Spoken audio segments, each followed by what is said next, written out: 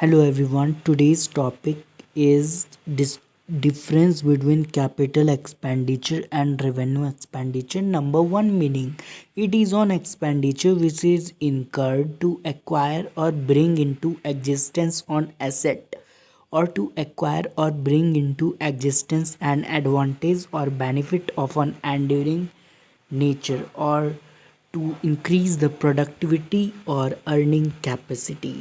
ये होता है आपका कैपिटल एक्सपेंडिचर का। और रेवेन्यू एक्सपेंडिचर का देख लेते हैं। It is on expenditure which is incurred to maintain the productivity और earning capacity of a business, और to carry out operating activities in the normal course of business. Benefits देख लेते हैं।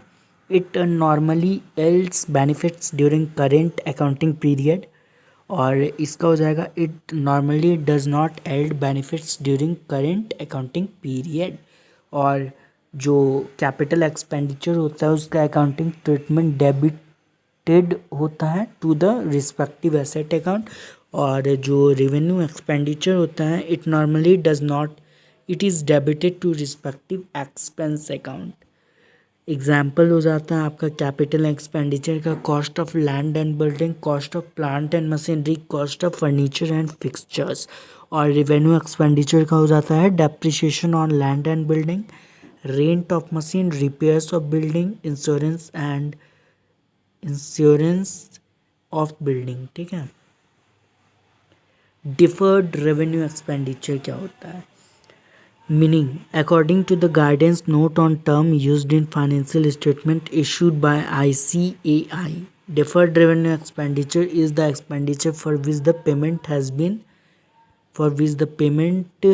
been made or a liability has been incurred, but which is carried forward to the pre-assumption that it will be benefit over a subsequent period or periods. In short, it refers to that expenditure which is for the time being deferred from being charged to income. Such suspension of charging of operation may be due to the nature of expenses and the benefit expected therefrom.